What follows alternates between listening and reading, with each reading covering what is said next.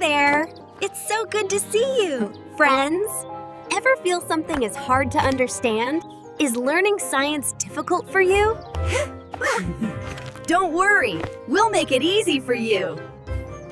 We're going on an adventure today. Let's go! You know, it's always up there. That familiar beacon in the night sky, pulling on our tides, sparking our imagination. We feel like we know it so well, but our closest celestial neighbor, well, it's a world of silent, brutal extremes. So, what's the moon really like? Let's start with a view we all know. This is the moon from our own backyard, basically. It's a sight that's inspired people for, well, forever. But what if we could just zoom in, right past this familiar face, and actually stand on its surface? Well, that's exactly what we're going to do. For the next few minutes, we're taking that trip. We're going to explore what it is, what it would feel like to visit, and how it really shapes our whole view of the universe.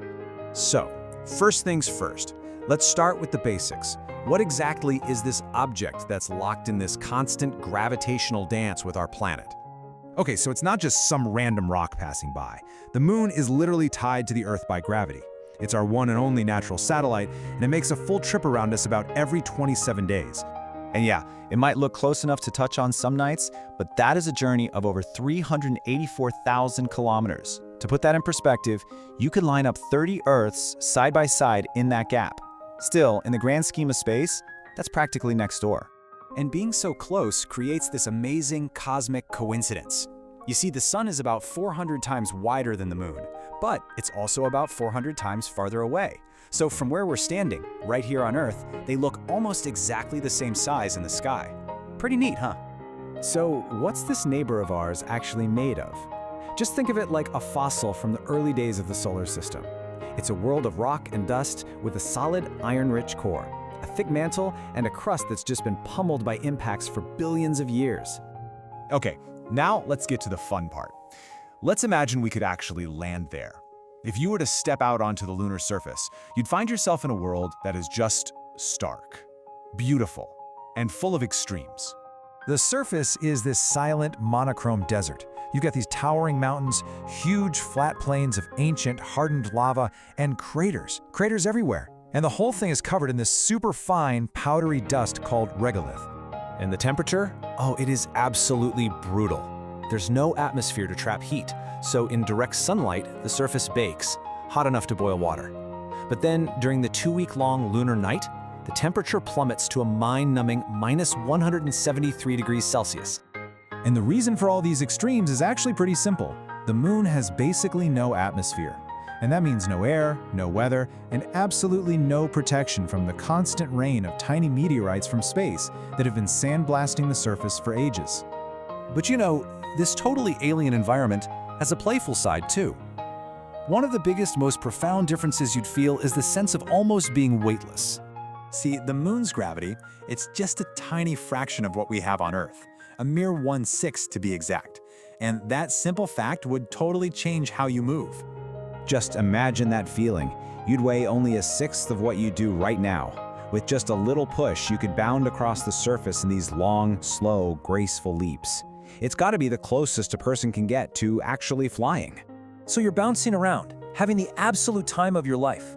You want to just shout out in excitement? But would anyone hear you? The answer is nope, not a sound. Since there's no air, sound waves have nothing to travel through. It's a perfect vacuum. To talk, astronauts have to use radios built into their helmets. Their voices get converted into radio waves, which can travel through space, and then they're turned back into sound for the other person to hear. Of course, all of this isn't just a thought experiment. For one brief, incredible moment in human history, we actually walked on this alien world. Let's just take a second to revisit that giant leap. On July 20th, 1969, after a 4-day journey across that huge void, the Apollo 11 lunar module, named the Eagle, it touched down in the Sea of Tranquility. Inside were Neil Armstrong and Buzz Aldrin, while Michael Collins kept orbiting above. For the first time, humanity had arrived. A few hours later, Neil Armstrong climbed down that ladder, and as he planted the very first human foot on another world, he spoke these immortal words. It was just a single, dusty footprint, really, but it was the peak of a decade of unbelievable effort and the dreams of an entire species. So now that we've visited the moon, let's come back home. Let's return to Earth and look up. How does everything we've just learned change how we see that familiar light in the night sky? Well, first, here's a wild fact. The moon is tidally locked with us. That's a fancy way of saying it spins on its axis in the exact same time it takes to circle our planet. And the result? We only ever see one side of the moon. The far side was a complete mystery until we started sending probes into space. And then, of course, there's the moon's ever-changing face. We watch it grow, or wax, from this tiny sliver of a crescent to a brilliant full moon, and then fade, or wane, back to darkness. It's how we've marked our months for centuries. And this diagram shows us exactly why that happens. See, the moon doesn't make any light of its own, it's just a giant dusty mirror reflecting sunlight. The phases we see from down here are just our changing angle on the half of the moon that's being lit by the sun as it goes around us. So, we've taken a pretty whirlwind tour of our moon, from its rocky core to its place in our own history. You know, the footprints from the Apollo astronauts are still there, perfectly preserved in that airless world, a silent reminder of what we can do. It's been over half a century since we last walked on its surface, which really just leaves us with one big question for the future.